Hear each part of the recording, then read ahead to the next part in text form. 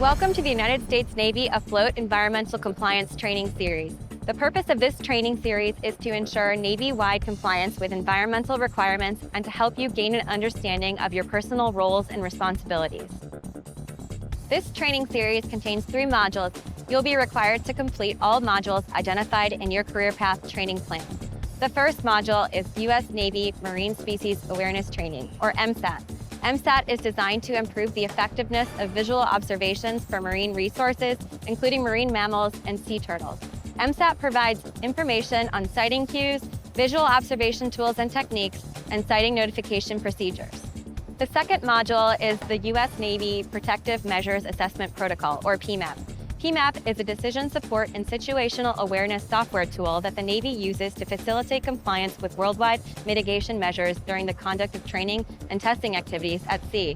The module provides instruction for generating and reviewing PMAP reports. The third module is the U.S. Navy Sonar Positional Reporting System, or SPORTS, and the Marine Mammal Incident Reporting. The Navy developed SPORTS as its official record of underwater sound sources used under its Marine Mammal Protection Act permits. Marine mammal incidents include vessel strikes and animal strandings. The module provides instruction on the reporting requirements in generating, reviewing, or transmitting these reports.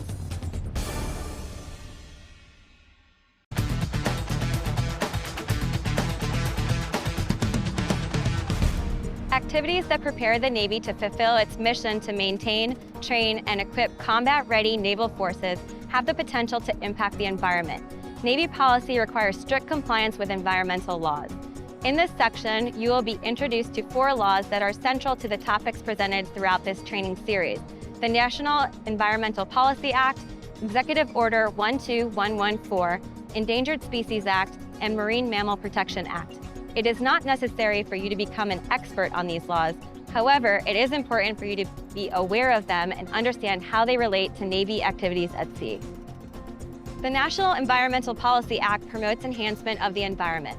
The law requires federal government agencies, including the Navy, to conduct an environmental analysis for future activities planned within U.S. lands and waters. This includes ocean areas that extend out to 12 nautical miles from U.S. lands. The Navy prepares environmental analyses to evaluate the potential impacts of its training and testing activities. Similar to the National Environmental Policy Act, Executive Order 12114 requires federal government agencies to conduct an environmental analysis for activities planned to occur outside of U.S. lands and waters. This includes ocean areas that extend beyond 12 nautical miles from U.S. lands. The purpose of the Endangered Species Act is to protect and recover imperiled plant and animal species and their ecosystem. Under this law, species may be listed as either endangered or threatened. Endangered means a species is in danger of extinction. Threatened means a species is likely to become endangered within the foreseeable future. The law requires federal government agencies to plan and carry out activities in a way that will not reduce the chance that these species will survive or recover in the wild. Numerous threatened and endangered species inhabit areas where the Navy operates. These include species of marine mammals, sea turtles, fish, coral, seabirds, and seagrass. As a result, certain Navy training and testing activities must be conducted with the special precautions in place. The purpose of the Marine Mammal Protection Act is to protect whales, dolphins, porpoises, manatees, dugongs, sea lions, seals, walruses, sea otters, and polar bears. Some species of marine mammals are also protected under the Endangered Species Act. With limited exceptions, the Marine Mammal Protection Act prohibits federal government agencies from intentionally or unintentionally harassing, hunting, capturing, or killing marine mammals without a permit. An example of harassment is an action that stops or changes a marine mammal's natural behavior, such as feeding. As a result, certain Navy training and testing activities must be conducted with special precautions in place.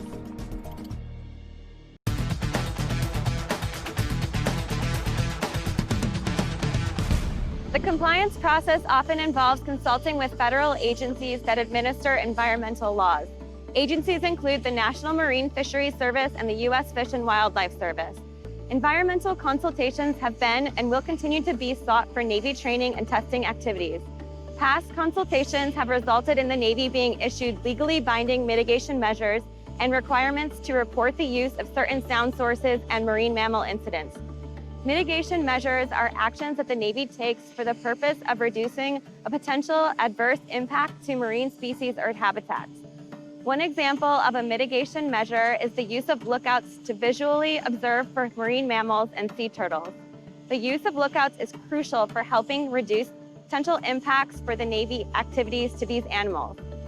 Impacts include behavioral changes, injury, or death as a result of vessel strikes or exposure to harmful levels of sonar or explosives. A second mitigation example is the requirement for lookouts, standard watch personnel, air crews, commanding officers, executive officers, and civilian equivalents to complete the Marine Species Awareness Training module once initially and at least once per year thereafter. The resulting benefit is an improved ability for visual observers to detect marine mammals and sea turtles. Additional environmental requirements are discussed in further detail throughout this training series.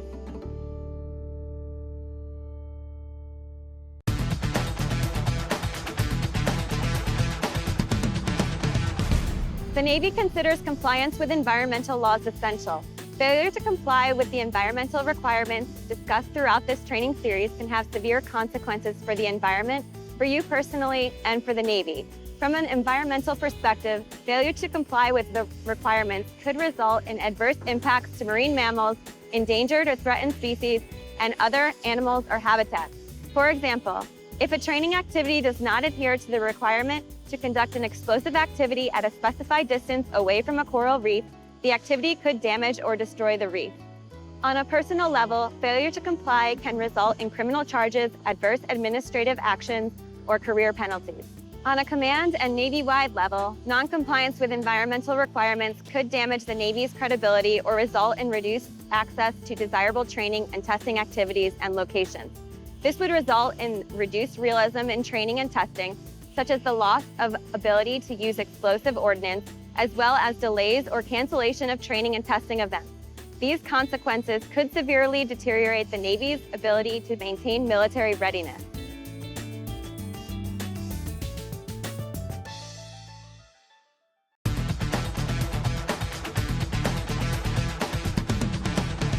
While meeting the primary mission to be ready to fight and win our nation's wars, the Navy maintains a responsibility to serve as a good steward of the environment. You will be required to complete all modules identified in your career path training plan. These modules will help you understand your personal duties as part of a Navy-wide environmental compliance team. Your duty and the team's duty is to help the Navy meet its dual responsibility to maintain both environmental compliance and military readiness.